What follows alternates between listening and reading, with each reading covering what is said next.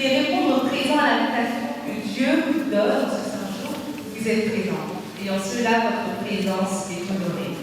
Avant de commencer, je vous prie d'incliner la tête et je vais vous faire Père éternel, Père Saint, alors que nous sommes réunis en ta maison, en parler de toi, que nos cœurs et nos esprits soient disposés à entendre ta parole, que moi-même, Père éternel, je puisse être le canal par lequel tu puisses parler et que tu puisses enlever en moi crainte, peur, timidité et que ton nom puisse être exalté en ce matin. C'est au nom de Jésus que je te prie pour ta sainte gloire. L'équipe House of Hope, Maison de l'Espérance, vous invite à réfléchir le temps de cette rencontre sur votre vie et à la considérer comme un voyage. Et pour rendre plus concret cette métaphore, nous utiliserons l'image de la valise, du bagage. Qu'il soit en cabine ou en soute, notre bagage contient nos effets personnels et en cela il nous est précieux. Et pour rien au monde ne voudrions que la compagnie aérienne de le perdre. Selon le vécu d'une expérience passée plus ou moins réussie, selon les recherches que nous aurions effectuées avant notre départ sur les conditions climatiques, politiques, touristiques du lieu du voyage, tout simplement notre volonté d'y aller coûte que coûte. Pour chacun d'entre nous, le contenu de ce bagage sera plus ou moins différent pour une destination et une durée similaires. Certains voyagent légers et ont le sens pratique. D'autres, à l'inverse, sont plutôt très précautionneux. On ne sait jamais ce qui peut arriver. Mieux vaut tout apporter que pas assez. Et ne voyez bien dans cela quelque chose de caricatural. Au contraire, laissez-moi plutôt vous présenter deux situations dans lesquelles je me suis trouvée. En décembre 2013, je me suis fait agresser la veille de Noël. Juste avant que je ne parte en vacances. Du coup, je n'avais plus aucun papier avec moi, ni même de carte bleue parce que j'avais pu faire opposition. Je suis donc partie en voyage avec l'argent que j'avais pu heureusement tirer avant de partir pour me rendre à Londres. Arrivée là-bas, j'ai fait différents achats, mais j'ai fait des achats oubliant que j'étais limitée à un certain nombre de poids, en l'occurrence 23 kilos. Et j'ai fait des achats au-delà de ces 23 kilos. Donc j'essayais de jouer entre sac à main, entre ma valise de cabine et ma valise en dessous, pour pouvoir équilibrer un petit peu les poids et puis faire en sorte que ma valise, que mon poids puisse être accepté. Bien sûr, je suis arrivée et la petite était celui que je savais déjà surpoids, donc il fallait que je paye. Mais étant donné que je n'avais pas de quoi payer, je ne pouvais pas payer.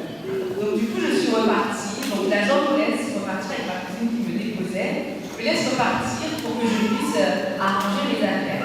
Avec ma cousine, nous nous trouvons dans un endroit où j'essaye de mettre les affaires d'une certaine manière pour pouvoir passer. Ma cousine me dit, toujours en surpoids, pourquoi est-ce que tu essayes d'arranger au lieu d'abandonner les choses? Laissez-moi, il n'y a pas de problème. Les affaires, je les ai achetées, coûte que coûte, je pars. Ne t'inquiète pas, il suffit juste d'arranger, ça va passer. Donc je n'ai rien abandonné, je suis partie avec mes affaires de la même manière, mais arrangées différemment. Arrivée sur place, ma cousine ne peut pas rester. Donc elle est partie, me laissant là avec la même quantité de poids que j'avais et pour lequel j'avais été retrouvée. Et elle part. Et je reste là. Et mon tour est pour passer. Je n'ai bien sûr aucun dollar sur moi.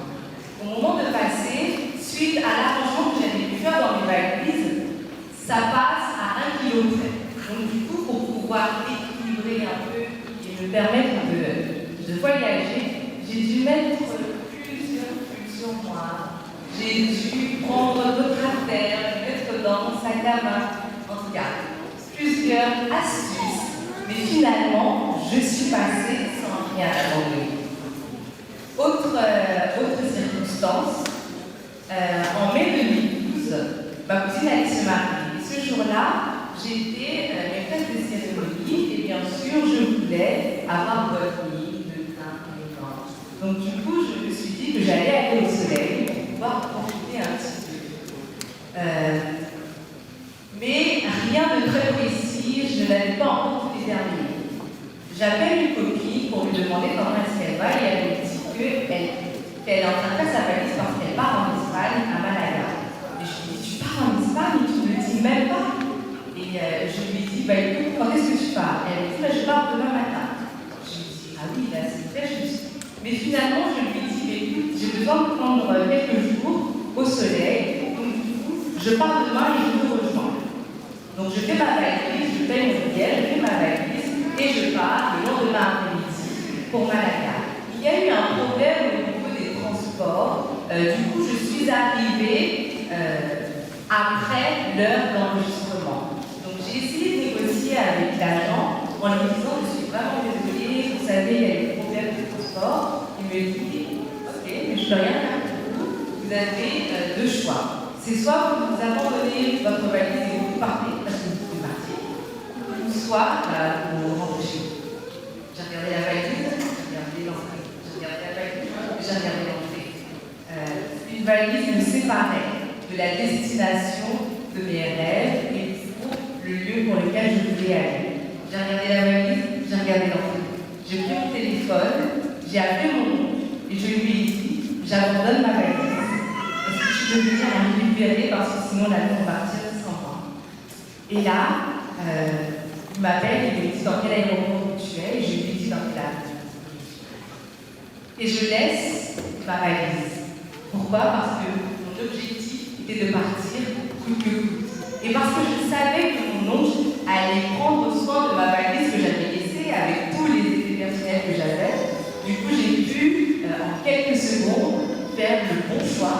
Pour moi, ma valise était déjà essentielle. Il faut croire que j'ai réussi à faire moins que ça.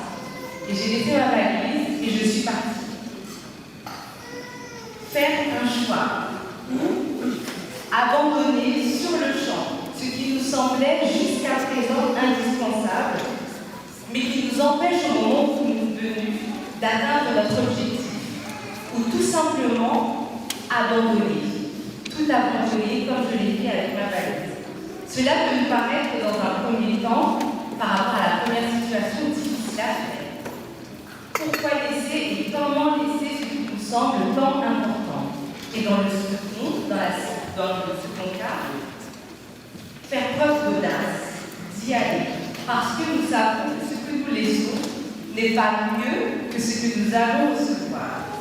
Et ces deux situations, non loin d'être uniquement anecdotiques, représentent à bien des égards la réalité dans laquelle nous nous trouvons avec les bagages qui tirons dans notre vie, concernant notre relation avec Dieu et notre capacité, notre volonté, notre détermination à vivre une relation avec lui comme il le souhaite.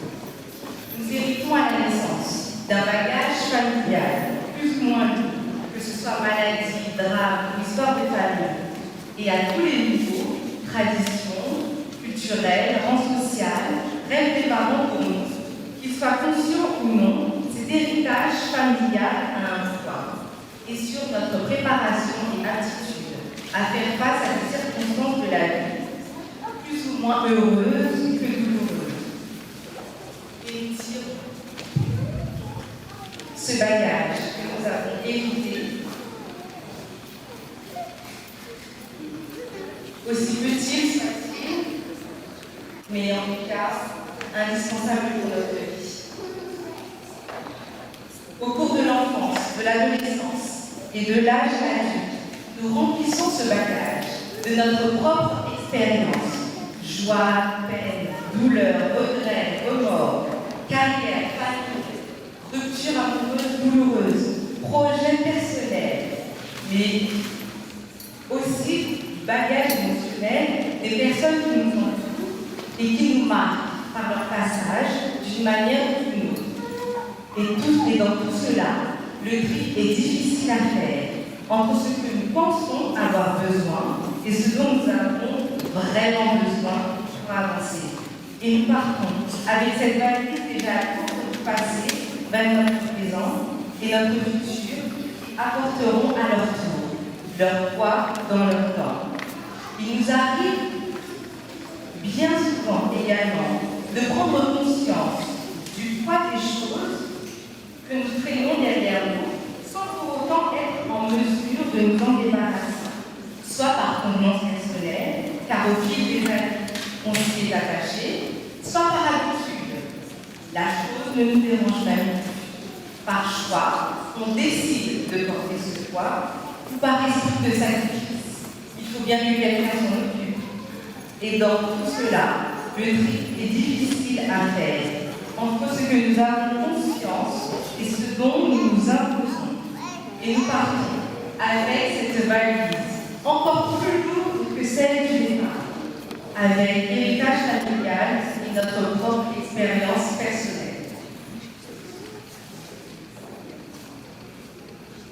Et vous, quel est le contenu de votre valise aujourd'hui? Êtes-vous déjà surchargé du poids de votre bagage, héritage familial, de votre propre parcours de vie, passé jusqu'à ce jour? Êtes-vous plutôt la personne qui se dit courageuse et qui veut tout porter en même temps, présent, passé, futur, ou celle qui roule sous son propre poids à vouloir tout faire en même temps et toute seule? Il est nécessaire, indispensable, voire même vital, de se débarrasser de ces fardeaux. Et ce n'est pas moi qui le dis par pure philanthropie. Mais voici ce que déclare la parole de Dieu dans 1 Pierre 5, verset 7.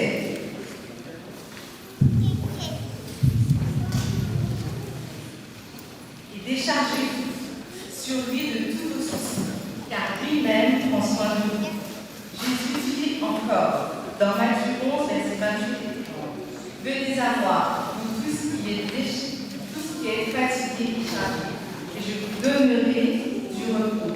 Prenez mon joug sur vous et recevez mes instructions, car je suis doux et humble de cœur, et vous trouverez du repos en vos âmes, car mon joug est doux et mon fardeau léger. Ainsi, je vous invite à réfléchir sur 3 questions. Premièrement, pourquoi serait-il important de se décharger? Deuxième question, que veut dire tout abandonner pour la vie que Dieu nous offre? Troisième question, et pourquoi hésitons-nous tant à tout abandonner à Dieu? Première question, pourquoi serait-il important de tout abandonner et de se décharger? Connaissez-vous la parabole de la perle de Grand Prix?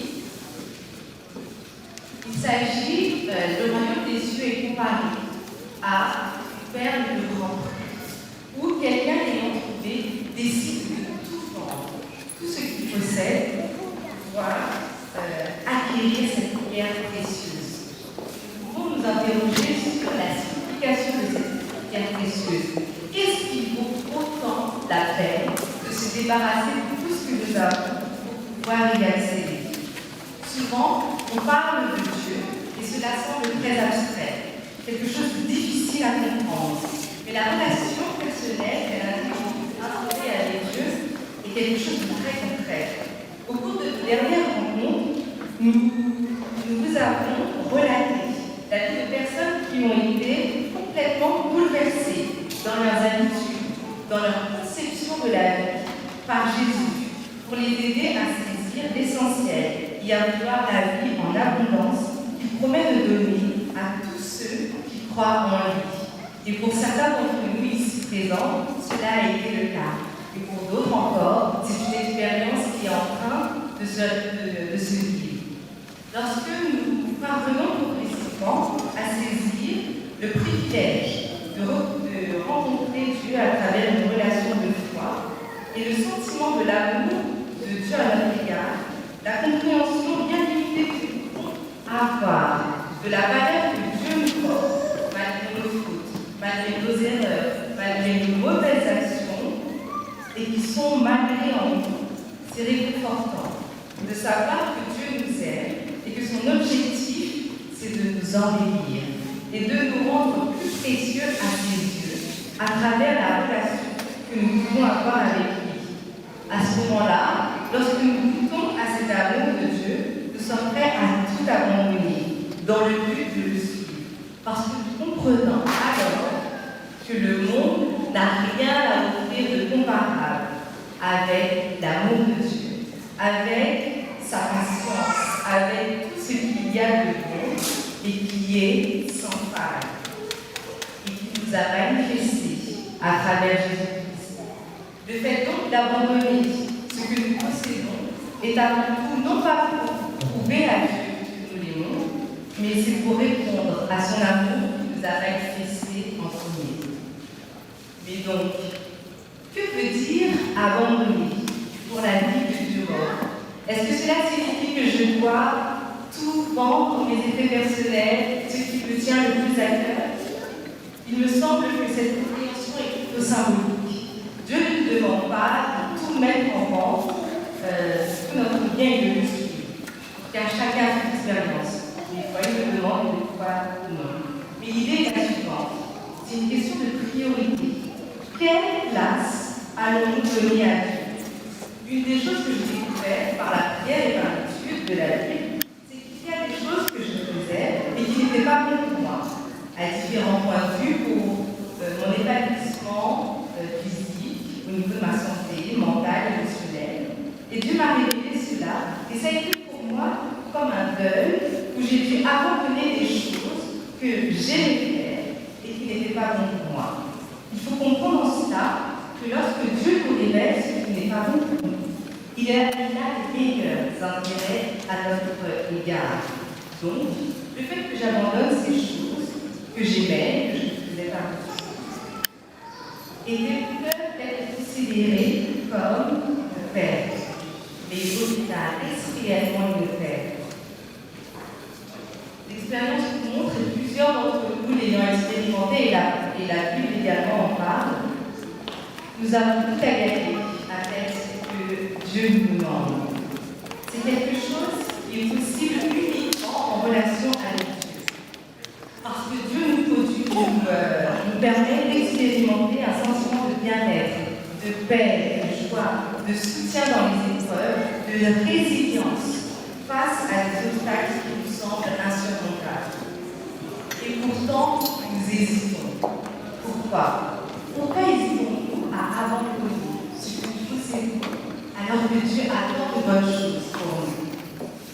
Et je ne sais pas si c'est une réponse qui est absolue, mais en tout cas pour ma part, c'est tout simplement parce que nous avons une méconnaissance de qui est Dieu. Nous en faisons bien souvent un Dieu austère, ennuyant, qui aime les choses moches, alors que c'est tout le contraire.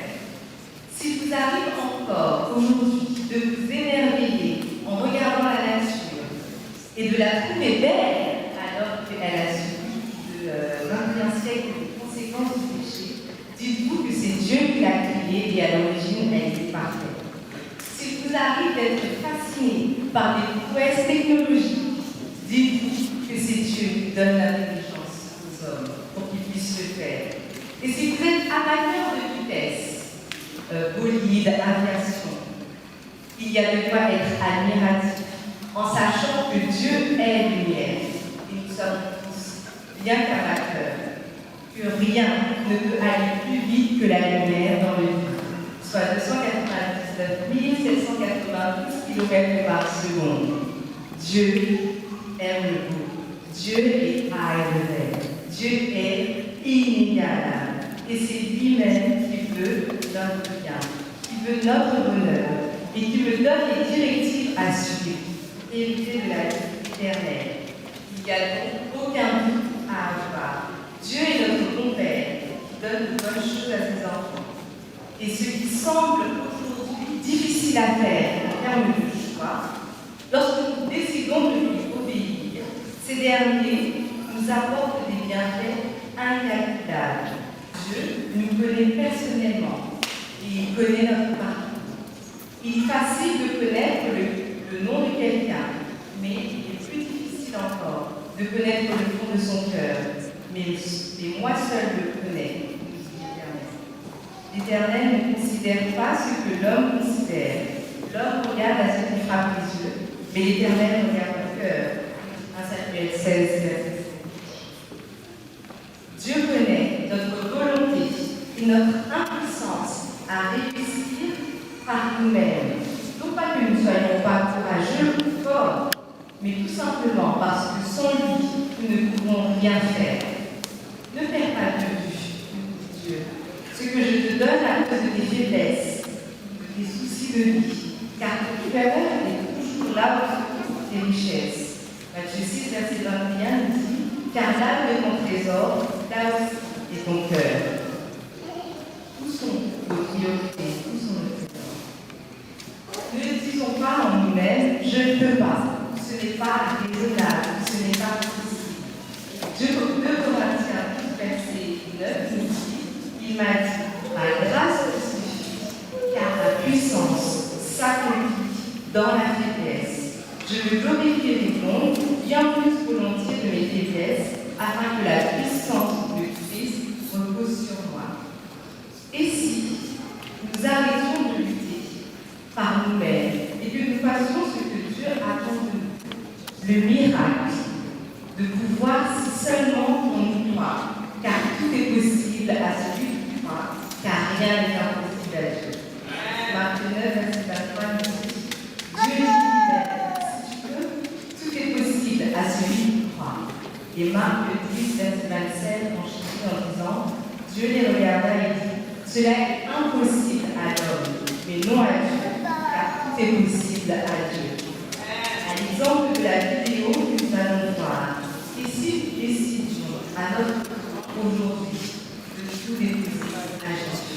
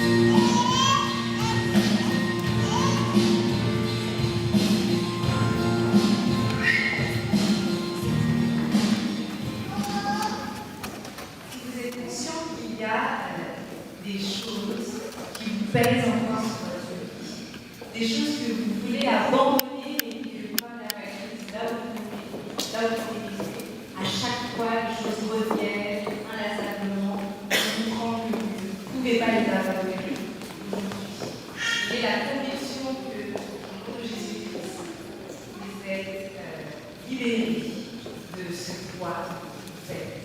Et vous avez avec joie la possibilité de déposer ce fardeau, ce problème qui vous tient et qui vous fait croire que vous resterez toujours enchaîné, prisonnier de cela. Jésus-Christ a déjà tout fait pour que nous puissions être véritablement libres. C'est pour ça que je vous invite à inscrire sur la feuille que vous avez reçue à l'entrée, personnellement dans votre inconscience, entre les yeux, que vous écriviez ce que vous souhaitez vraiment abandonner, remettre entre les mains de Dieu, pour que Dieu puisse en libérer, donner la paix, et une paix qui soit durable, et que vous puissiez venir à lui avec le cœur léger, avec le sourire ouvert, et que vous puissiez encore plus approfondir cette relation que vous avez soit commencé à répéter, entretenue, pour que cette relation puisse être encore plus extraordinaire encore qu'elle l'est déjà avec Jésus-Christ. Donc prenez vraiment ces 2 minutes pour pouvoir faire cette démarche personnelle et après quoi, nous passons à la deuxième partie. Nous allons comprendre comment ce que signifie se vider de nous-mêmes pour laisser Dieu nous remplir par son esprit.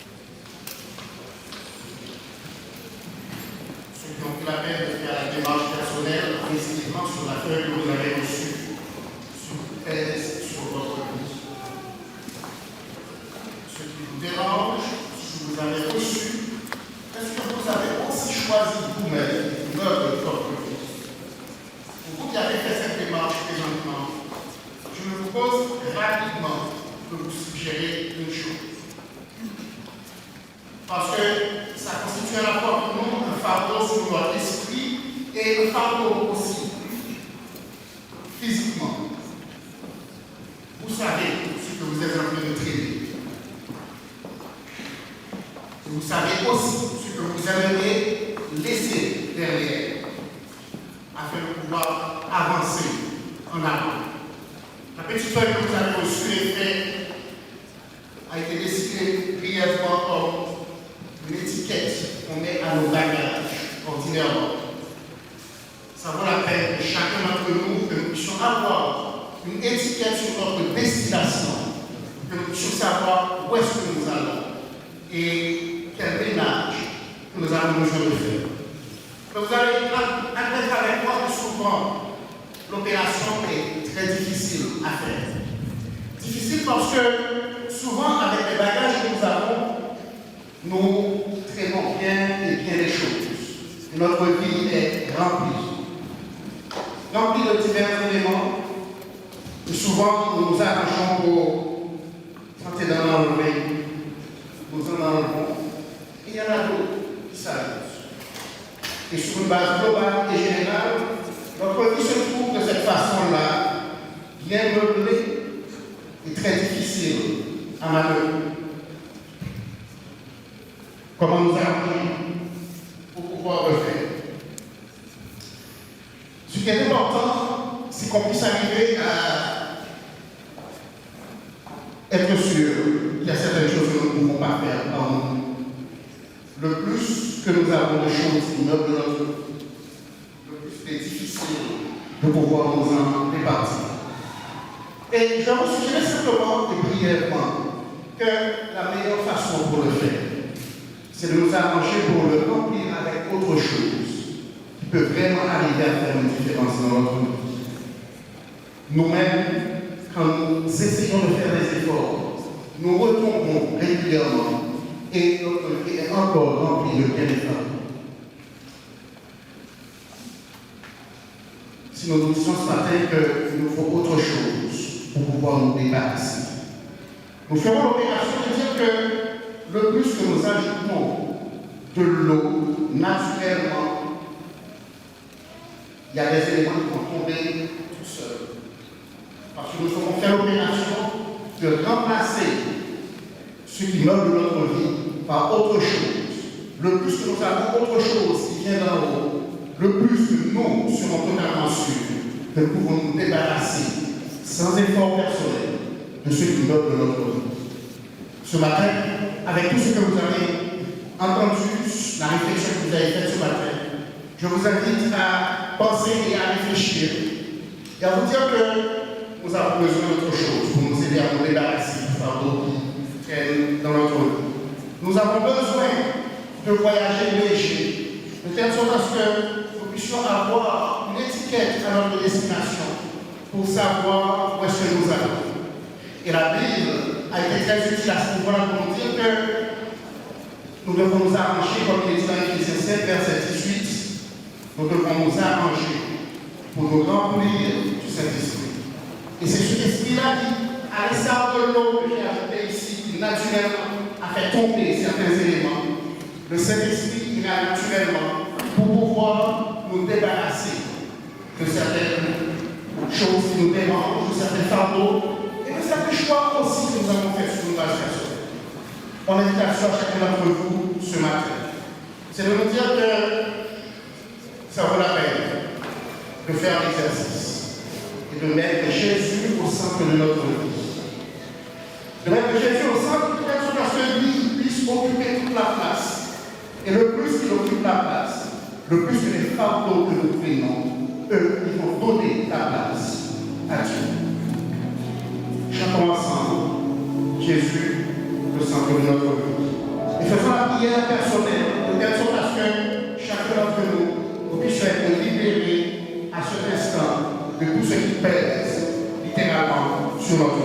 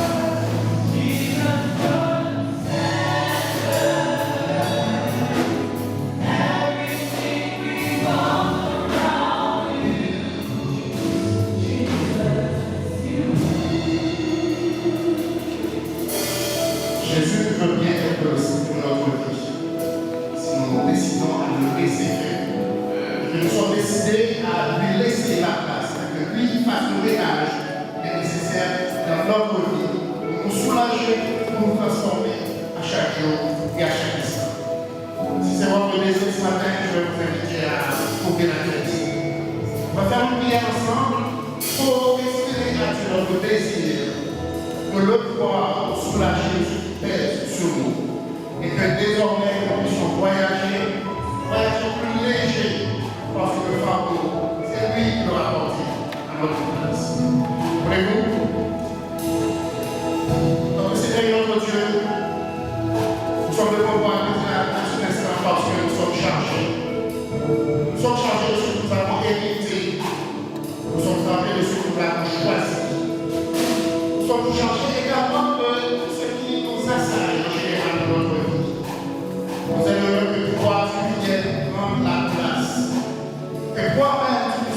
débarrasser de ce qui pèse sur nous.